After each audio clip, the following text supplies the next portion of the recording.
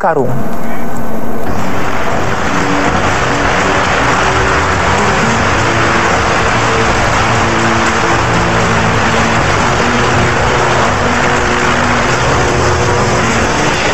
Ada ratusan tentara Amerika yang ikut dalam latihan bersama dengan tentara Indonesia di Pantai Banungan, Situbondo, Jawa Timur baru-baru ini.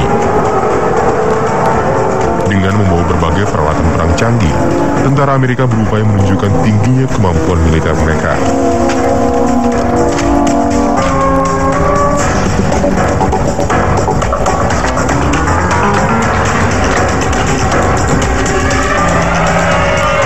Usai latihan bersama, tentara Amerika kembali menunjukkan kemampuan mereka dalam mengikuti berbagai lomba menyambut HUT kemerdekaan Republik Indonesia. Namun inilah yang terjadi saat mereka ikut lomba balap karung.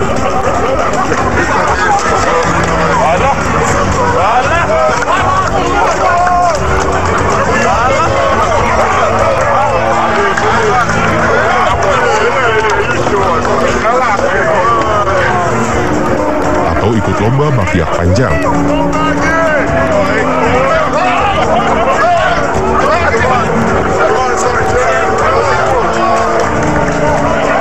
Lalu bagaimana bila tentara Amerika ikut lomba panjat pinang?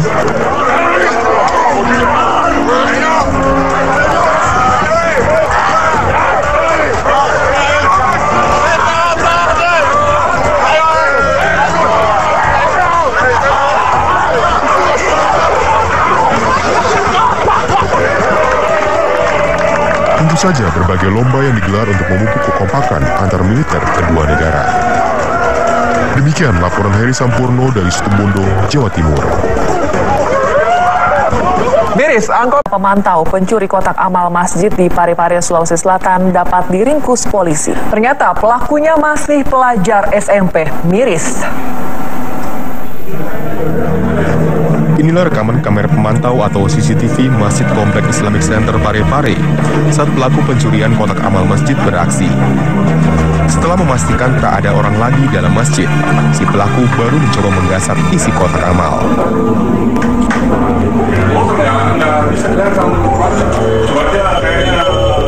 Rupanya pelaku sempat kesulitan membuka kotak.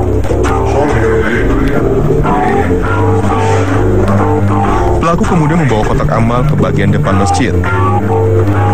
Kali ini upayanya membongkar kotak amal berhasil. Rupanya si pelaku cukup percaya diri dengan situasi sekitar.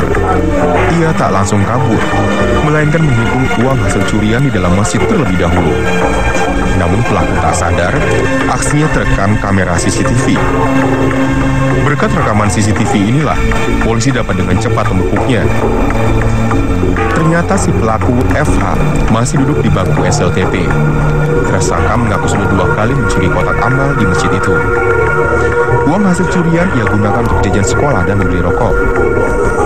Mengingat tersangka masih di bawah umur, kasus ini ditangani Unit Pelayanan Perempuan dan Anak Polres Parepare.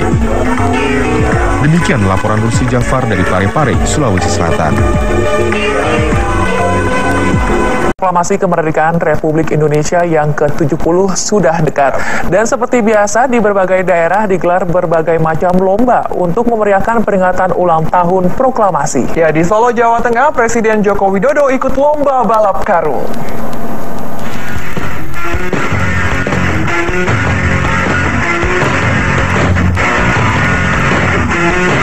Acara Car Free Day atau Hari Bebas Kendaraan Bermotor di Jalan Slamet Riyadi Solo hari Minggu lebih meriah dari biasanya.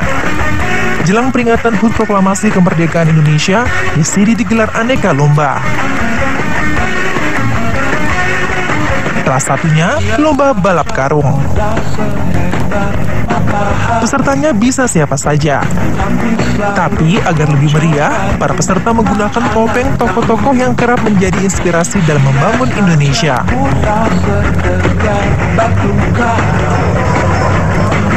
Tokoh-tokoh nasional diantaranya Presiden Jokowi, Gus Dur, Susi Pujiastuti, Anies Baswedan, Rhoma Irama, hingga Iwan Fals.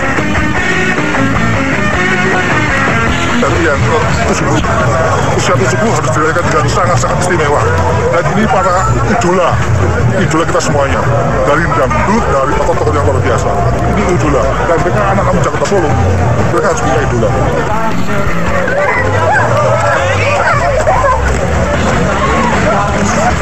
Saat lomba dimulai, para tokoh nasional itu pun adu cepat balap karung. Entah karena tuan rumah, Presiden Jokowi akhirnya keluar menjadi pemenang.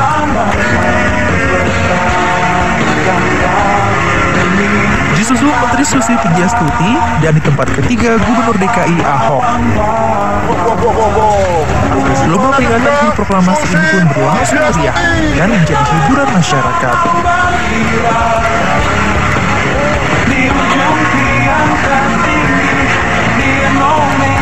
Demikian laporan Effendi Rois dari Solo, Jawa Tengah. Pedagang daging sapi Jakarta Bandung mogok berjualan. Pemerintah berupaya mengantisipasi dengan menggelar operasi pasar. Namun bagaimana dengan nasib pedagang bakso? Berikut topiknya.